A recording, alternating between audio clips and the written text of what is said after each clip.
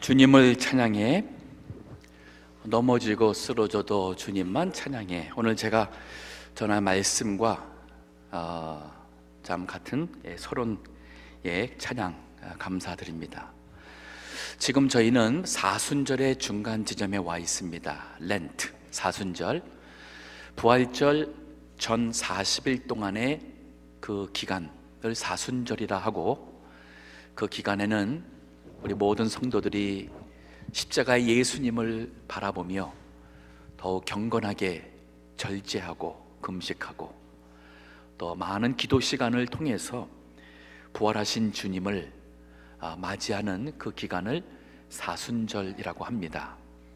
3주 후는 우리 부활절 예배를 드리게 되겠고, 이제 2주가 있으면 주중은 고난의 주로 우리가 예수님의 그 마지막 십자가의 길을 가시는 그 고난의 주 특별 세배를 통해서 더 은혜를 받게 될 것입니다. 지난주에 제가 노아를 통해서 어떻게 하면 우리가 참 살아있는 믿음의 성도가 될 수 있을까 하는 은혜의 시간을 가졌습니다. 하지만 우리 신앙의 최고의 모델은 예수 그리스도입니다. 예수님은 바로 우리의 구세주 되시고 우리 인생의 주인 되실 뿐 아니라 우리가 어떠한 신앙인의 삶으로 살며 하나님을 섬겨야 될지 그 모델은 바로 예수 그리스도십니다. 오늘 본문은 이사야 42장에 있는 말씀으로, 이 말씀은 이사야에 나오는 4번의 종의 노래라는 것이 있습니다. Servant songs, 즉 앞으로 오실 메시아가 우리의 죄를 위해서 섬기는 그러한 자로 오실 예언의 말씀이 이사야 42장, 49장, 50장 그리고 53장에 걸쳐서 4번에 나오게 되는데, 그 말씀 중에 첫 번째 나오는 메시아, 그가 우리의 섬기는 종으로서 예언의 말씀을 주고 있습니다.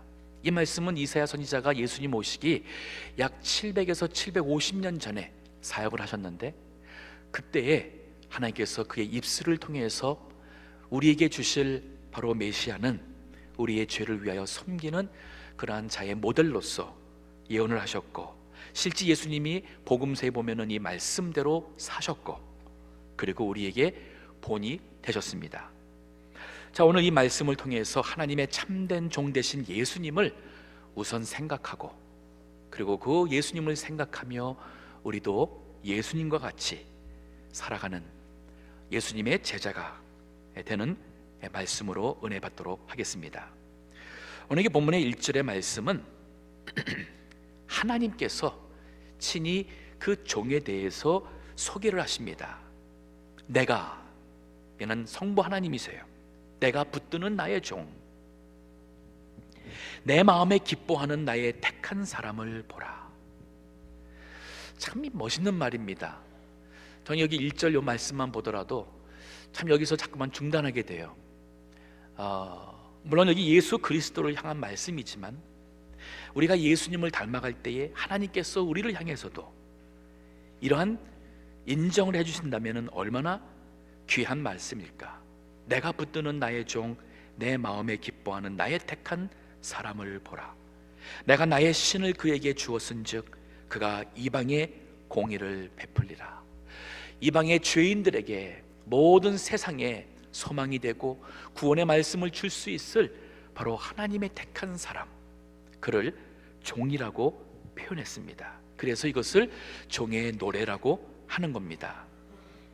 자, 우리 예수님, 하나님께서, 성부 하나님께서 그를 먼저 나의 택한, 내가 붙드는 종, 하나님께서 친히 붙드시는 그러한 종은 바로 주인의 뜻을 이루는, 성부 하나님의 뜻을 이루어드리는 그러한 분으로서 하나님의 아들, 영적으로는 또 신성으로는 하나님과 동등하지만은 그가 성부 하나님의 뜻을 이루어서 이 세상에 오셔서 하는 그 일이 마치 종이 주인을 순종하듯이, 온전히 순종하듯이 순종하신 그 모습을 비춰서 바로 종이라고 표현했습니다.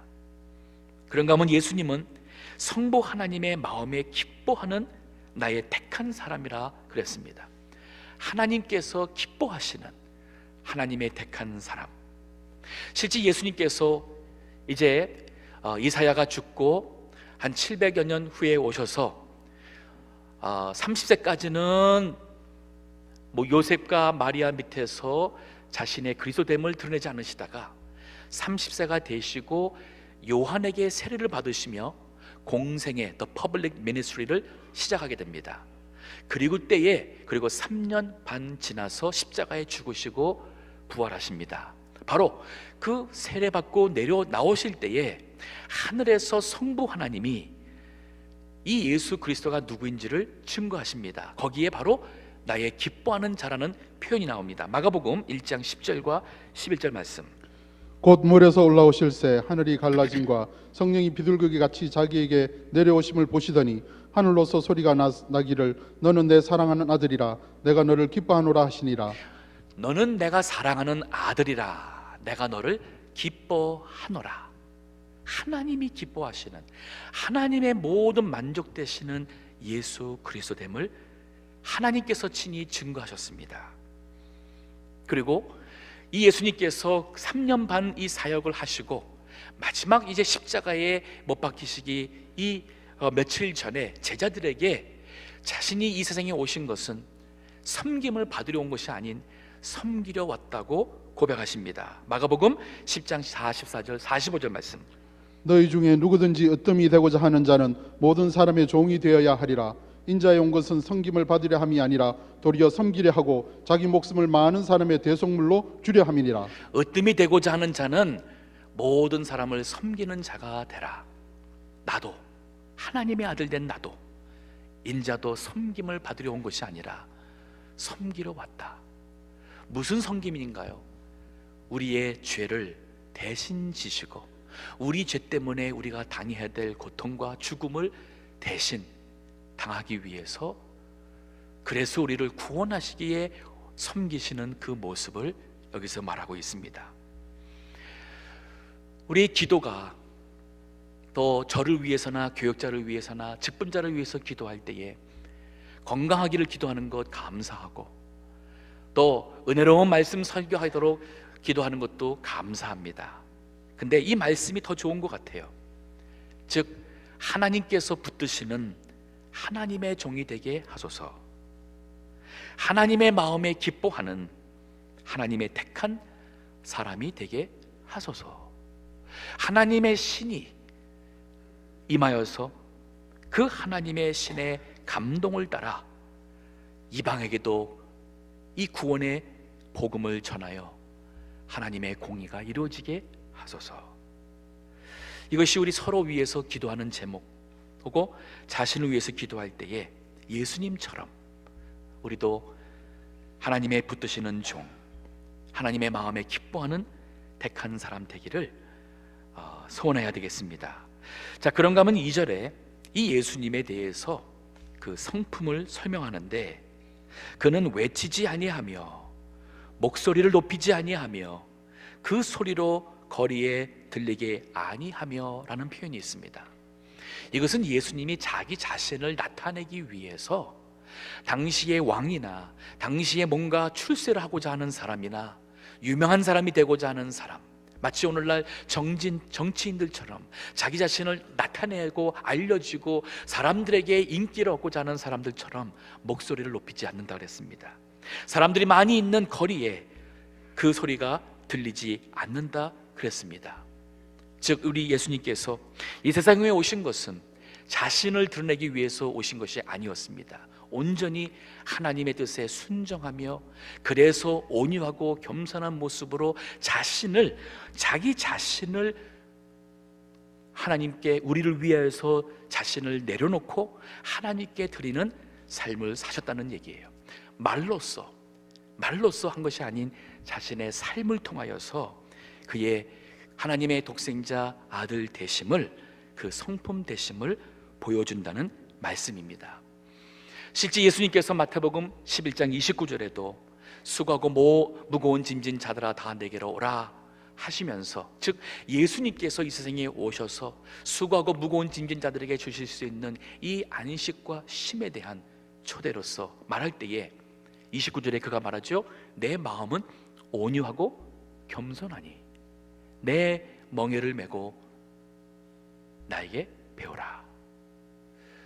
내 마음은 온유하고 겸손하니, 하나님의 아들이신데 그 능력으로 모든 죄인들을 심판해도 하나님은 공의로우신데, 그런데 이 인간들을 사랑하셔서 오시고 모든 영광을 자신에게 돌리지 아니하시고 하나님의 뜻을 이루기 위하여 우리 죄값 대신 십자가에 죽으시는 그 길을 가는 동안 바리새인들이 예수님을 믿지 않았습니다. 대제사장들이 예수님을 배척하고 죽이고자 음모했습니다. 서기관들이 성경 말씀을 인용해서 예수님을 잘못 설명하고 사람들로 하여금 믿지 못하게 방해했습니다. 그러나 예수님은 온유하고 겸손한 모습으로 그 십자가의 길을 향해 가셨고, 십자가의 못을 박는 사람들 향해서 주여 저들의 죄를 용서하소서. 이것이 바로 우리가 믿는 구세주 예수님, 예수 그리스도십니다. 잠언에서도 18장 12절에 사람의 마음의 교만은 멸망의 선봉이요 겸손은 존귀의 앞잡이니라. 세상 사람들도 겸손이 뭐고 교만이 뭔지 다 압니다. 세상적인 개념에서의 교만이라는 것은 다른 사람을 업신여기고 낮게 보고 자신이 똑똑하고 잘난 줄로 생각하는 것이 교만이라고 하지요. 하지만 성경에서 말하고 있는 교만은 그거보다 한층 더 높습니다. 즉 하나님과의 관계에 있어서 교만이에요. 하나님을 하나님으로 믿지 않는 것이 교만입니다. 하나님을 경외하지 않는 것이 교만이고, 하나님 없이도 내가 살 수 있다고 생각하며 하나님 없이도 내가 할 수 있다고, 하나님 것이 아닌 내 것이라고 생각하는 모든 것이 교만입니다. 성경에서 죄 중에 가장 큰 죄는 하나님을 믿지 않는 죄예요. 예수 그리스도가 이 세상에 오셨건만 그를 믿지 않는 죄가 가장 큰 죄예요. 그 예수님 없이도 살 수 있는 것 같고, 하나님 앞에서 내가 죄인인 나의 죄가 보이지 않는 것이 바로 교만. 이 교만은 여기 말씀대로 멸망의 선봉, 즉 멸망이 전에 바로 이 교만함이 있을 것이라는 것이요, 역으로 겸손은 존귀의 앞짝이라 했습니다. 하나님께서 우리를 존귀케 하실 때에는 겸손한 자가 되는 것이 우선이라는 말이죠. 여기 말하는 겸손은 주님 사랑하는 겁니다. 주님 의지하는 것이요, 주님 없이는 내가 아무것도 할 수 없는 주님의 은혜를 구하는 것이 진정한 겸손한 자의 모습이에요. 우리 예수님은 이 세상에 오셔서 이러한 모습의 모델이 되셨어요. 하나님의 아들이신데 예수님은 이 세상에 오셔서도 기도하셨습니다. 기도하셨어요. 이게 미스터리예요. 아니 어떻게 하나님의 아들이 하나 천부 하나님께, 아니 동등되신 분이 왜 기도하냐는 거예요. 그러나 예수님이 우리와 같은 인간의 몸을 입고 오셔서 인간의 연약함이 있기 때문에 그 연약한 가운데서 예수님도 기도하며 하나님의 은혜와 능력을 구했고, 그래서 하나님께서는 성령을 주셔서 그 보혜사 성령을 주셔서 성령이 예수님과 함께하여 능력을 주시고 인도하셨습니다. 성경에 보게 되면 예수님이 40일 동안 나가서 시험 받는 구절이 있죠. 금식하면서 시험 받을 때 성령이 도우시더라라는 표현이 있어요. 성령이 도우시더라. 우리 사순절 맞이해서 특별히 기도하는 시간 많이 가지시기 바랍니다. 시간 정하셔서 아침에 일찍 일어나시고 교회 나와서 기도할 수 있고 새벽 예배 드릴 수 있다면 나와서 새벽 제단을 쌓으시고 기도하며 하나님의 은혜를 구하고 그날 하루를 주님 떠나지 않고 살게 해달라고, 마귀의 시험에 빠지지 아니하고 죄를 범하지 않게 해달라고, 하나님의 은혜로 보호해달라고 하는 모든 일에 주님께서 은혜 주셔서 하는 모든 일에 수고의 열매가 있게 해달라고 하는 그 기도가 바로 겸손한 기도고, 그러한 기도하는 자에게 바로 하나님께서는 은혜로 함께 하시고, 이게 바로 주님이 사셨던 모습을 닮아가는 그리스도인의 모습이라 하겠습니다.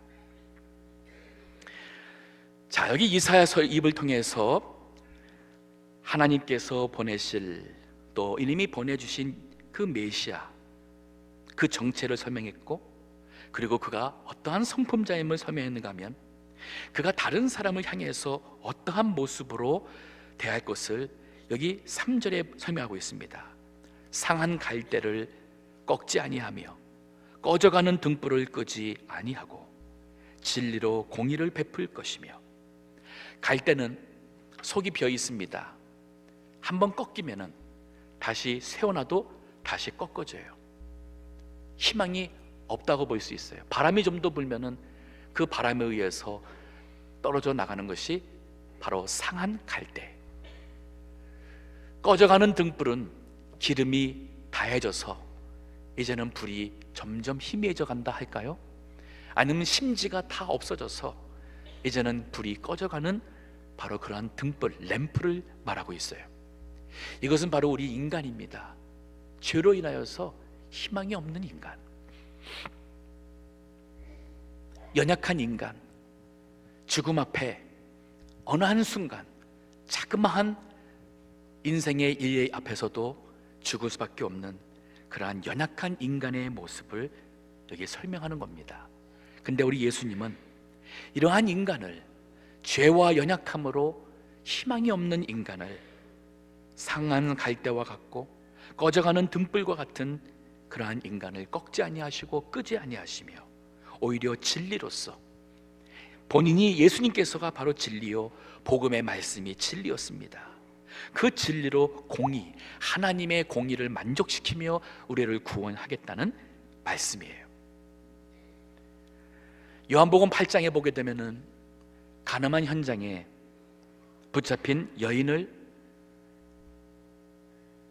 사람들이 잡아가지고 예수님 앞에 데려옵니다. 그리고는 모세는 율법에 이 자를 돌로 쳐 죽이라 했는데 당신은 어떻게 하겠습니까? 라고 질문을 합니다. 사람들은 법을 따라서 죄를 없애고 그래서 사회의 질서를 지키겠다고 그 여인을 데려다가 돌로 쳐 죽이겠다고 하는 거예요. 그때 예수님께서 엎드려서 땅에 무슨 글씨를 쓰고 일어서셔서 하시는 말씀이, 너희 중에 죄가 없는 자가 먼저 돌을 들어 저 여인을 쳐라. 죄 없는 사람이 어디 있습니까? 다 죄졌죠. 모든 죄 다 죄죠. 입으로 졌습니다. 마음으로 졌습니다. 발로 죄 짓는 곳에 갔습니다. 손으로 죄를 졌습니다. 그 예수님 말씀 앞에 아무도 돌을 들어 치지 못하고 물러섰습니다. 그럴 때 예수님께서 그 여인에게 말씀합니다. 나도 너를 정죄하지 아니하노니 가서 다시는 죄를 짓지 마라. 세상의 법, 세상에서 드러내고자 하는 진실, 공의, 그것은 결국 죄인을 죽이는 것이 바로 세상의 정의와 진실과 법입니다. 최근에 지난주죠, 한국의 TV에 나오는 탤런트라고 하는데 조 아무개 하는 분이 50 초반에 자살을 했습니다. 아마 그가 잘못 살은 것 같습니다.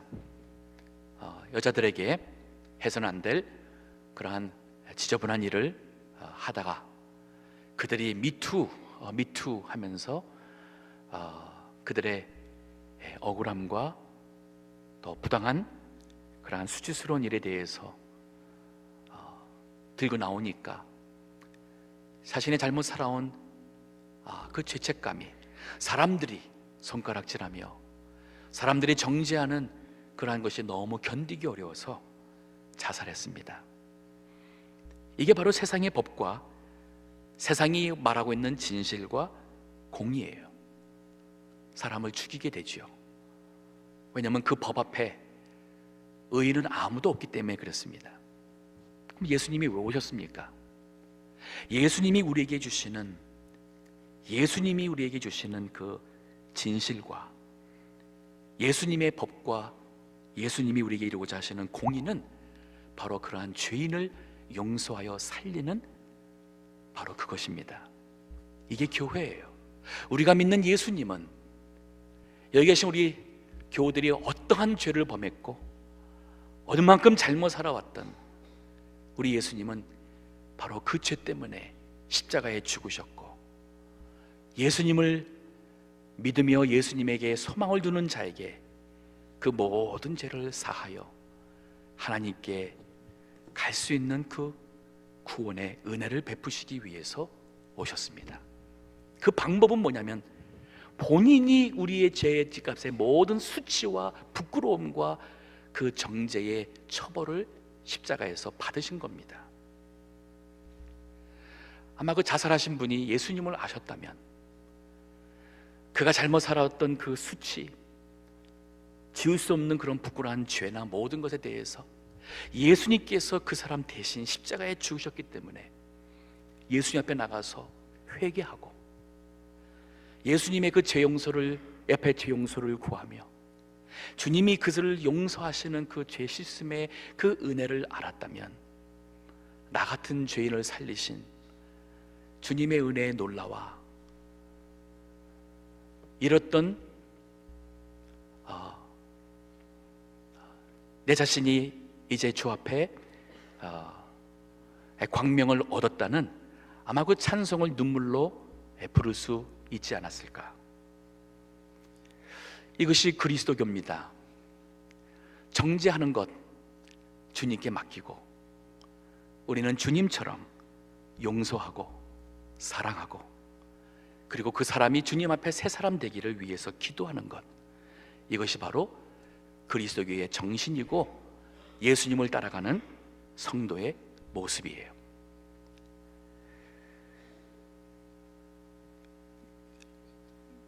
독일의 목사이면서 신학자이신 번하퍼라는 분이 계십니다. 디트릭 번하퍼라는 분은 독일이 이 나치 정권 히틀러가 들어와서 유대인들을 학살하고 이 세상을 2차 세계대전으로 몰아갈 때에 하나님의 말씀으로 그 정권의 모든 죄와 잘못된 것을 외쳐대신 분이었어요. 당시에 많은 목사님들도 그리스도인들도 자신이 죽을까 봐 눈치 보며 의의 외침을 하지 않는 그때에 그는 진정 그리스도인의 삶이 무엇인지에 대한 외침을 선포를 했습니다. 그리고 그가 남긴 책 한 권이 있습니다. The Cost of Discipleship, 제자의 도의 대가. The Cost of Discipleship이라는 우리 기독교의 클래식이 되는 책을 남겼습니다. 그 책에 보게 되면은 그는 싸구려 은혜와 값비싼 은혜에 대한 설명을 합니다.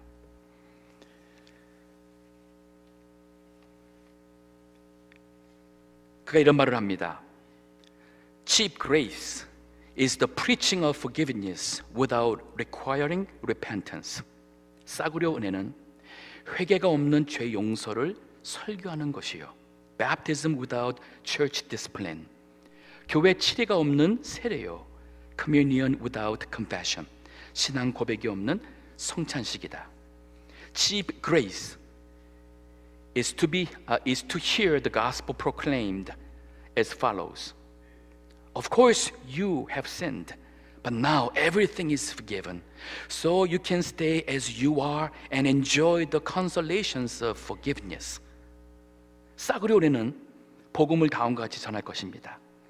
당신은 죄를 범했었지요. 네, 그렇습니다. 그러나 이제 모든 것이 다 용서되었습니다. 그러니 용서받은 위로를 감사히 누리며 지금 모습 그대로 사십시오.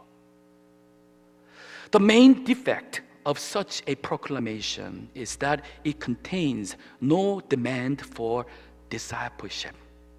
이 말씀의 치명적 문제는 제자의 도가 없는 것입니다. In contrast to cheap grace, costly grace confronts us as a gracious call to follow Jesus.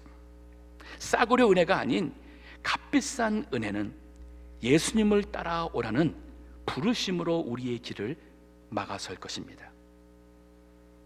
It comes as a word of forgiveness to the broken spirit and the contrite heart. 상한 심령과 참회하는 이에게 죄 용서의 말씀으로 다가올 것입니다. It is costly because it compels a man to submit to the yoke of Christ and follow him. 값비싸다는 의미는 그리스도의 멍에를 메고 그를 따르기로 자신을 복종케 하는 대가를 지불해야 되기 때문입니다. It is grace because Jesus says, "My yoke is easy and my burden is light."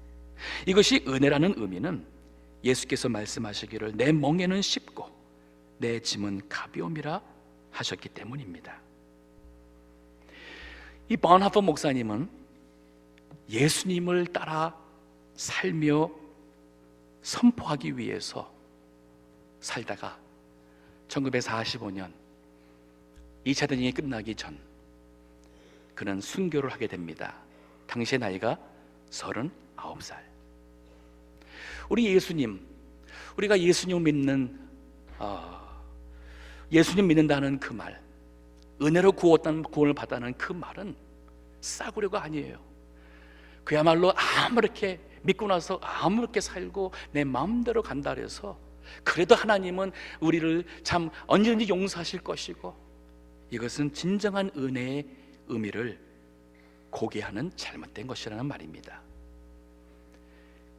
이제 부활절을 준비하는 마음으로 과연 내가 예수님을 따라가는 사람인가? 예수님을 따라가는 그 길에 있는 십자가, 예수님의 멍에를 매며 예수님은 자신의 십자가에 자신의 피를 주시기까지 그 값비싼 그 십자가의 보혈의 피로 우리에게 주신 그 은혜로 구원받은 내가 이 복음을 값싼 싸구려 은혜로 전락시키지 않고 예수님을 닮아가야 한다는 것, 이것이 바로 우리 주님이 이 세상에 오셔서 하신 일이었어요. 상한 갈대를 꺾지 아니하며 꺼져가는 등불을 끄지 아니한 것처럼 저희들도 포기하지 않고 끝까지 사랑하며 끝까지 기도하며 끝까지 이 예수님의 복음의 말씀으로 살아가는 것이 바로 그 길이라 하겠습니다. 지난주에 장례식이 있었는데 거기에 어떤 젊은 자매가 장례식에 많이 울었어요. 특별히 제가 설교하면서도 이렇게 좀 우는 모습이 보였는데, 끝나고 나서 저한테 와서 자신을 소개하는 것이 그 돌아가신 93세 할머니의 손자고 뉴욕에서 왔다는 거예요. 근데 자기가 여기 올 때는 할머니가 예수님 믿지 않고 죽어서 지옥에 갔을 거라는 절망적인 생각으로 왔다는 거예요. 근데 하나님께서 그 할머니 돌아가시기 한 달 전에 양론에 가셨고, 그 양론에는 우리 교회의 한 권사님이 같은 방을 쓰시게 되었습니다. 그 권사님의 따님이 엄마 뵈러 갔다가 옆에 계신 할머니에게 대화해 보니까 예수님을 안 믿길래 전도를 했어요. 우리 교회 전도사님이 가서 그 우리 권사님 매주 신방하다가 옆에 계신 할머니에게도 복음을 전했습니다. 그래서 그 93년 동안 예수님을 안 믿었던 완강하신 할머니가 그만 예수님을 믿고 회개하고 죄인의 그 구원의 기도를 할 때 따라하고 아멘으로 영접하셨어요. 돌아가시기 일주일 전에 저는 우리 권사님 신방 갔다가 옆에 계신 분을 알게 되었고, 그러고 보니까 또 우리 교회에 우리 한 성도의 어머니셨어요. 근데 제가 장례식에서 그 할머니께서 하나님의 은혜로 참 하나님의 놀라운 섭리 가운데 이렇게 마지막 한 달을 하나님께서 구원하시는 그 역사에 설명을 했는데, 그 자매가 운 이유가 뭐냐면 올해 들어와서 1월 달부터 그 할머니 구원을 위해서 본인이 다니는 교회에서 성도들과 함께 특별 중보 기도를 했다는 거예요. 이 얼마나 놀랍습니까? 얼핏 생각하면은 전도사님이 가서 복음 전했으니까 예수 믿은 것이고, 함께 있는 그 권사님의, 우리 교회 권사님의 따님이 복음 전했으니까 예수 믿은 것도 맞습니다. 근데 바로 그 기도의 역사가, 그 응답이 이 놀랍게 마지막 인생 93년의 마지막 한 달 동안 그 영혼을 구원하시는 하나님의 은혜가 너무 감사해서 그 손녀딸이 장례식 내내 너무 그 은혜가 감사해서 울었다는 거예요. 이게 바로 우리 주님이 이 세상에 하시는 일입니다. 우리가 할 수 있는 것은 바로 예수님처럼 저희도 상한 갈대 같은 사람을 꺾지 아니하는 심령으로, 꺼져가는 등불을 끄지 않은 심령으로 기도하고 복음 전하고 사랑하고, 이것이 바로 주님이 오신 이유였고 예수님을 따라가는 제자의 삶의 모습이라 하겠습니다. 마지막 4절은 바로 이 예수님이 그가 오셔서 이 세상에 하실 그 일에 대한 설명이 있습니다. 사역이죠. 그는 쇠하지 아니하며, 힘이 다하지 않는다는 얘기죠. 낙담하지 아니하며 중간에 포기하지 않는다는 얘기입니다. 세상의 공의를 세우기에 이르리니, 즉 하나님의 공의, 예수 그리스도를 믿음으로써 모든 죄인들이 예수님의 십자가의 그 보혈의 피로 대신 용서받아, 그래서 그들이 하나님 앞에 의로운 자가 되는 이 하나님의 구원의 공의를 이 세상에 세우기에 이르리니 섬들이 그 교훈을 앙망하리라. 이거 예언의 말씀이었어요. 섬들은 바로 세상 이방 나라입니다. 이 말씀을 마태복음 12장 21절에 보게 되면은 마태가 요 구절을 바로 그 전절에서 인용을 하면서 이 21절에 바로 이 4절을 인용하면서 이렇게 표현을 해요. 또한 이방들이 그 이름을 바라리라 함을 이루려 하심이니라. 바로 예수님은 이 세상 이방 사람들, 하나님을 모르는 사람들을 구원하시기 위하여 이 세상에 오시고, 그리고 모든 세상 이방 사람들이 바로 예수님을 향하여 소망을 가질 수 있도록 하기 위해 오셨다는 겁니다. 주님은 우리의 소망입니다. 시편 2편은 메시아시라고 합니다. 메시아닉 성. 그리고 그 시편 2편의 맨 마지막 절 12절에 이렇게 말합니다. 그 아들에게 입맞추라. 즉 하나님의 아들 예수 그리스도에게 입맞추라는 얘기는 그와 친근하라는 얘기예요.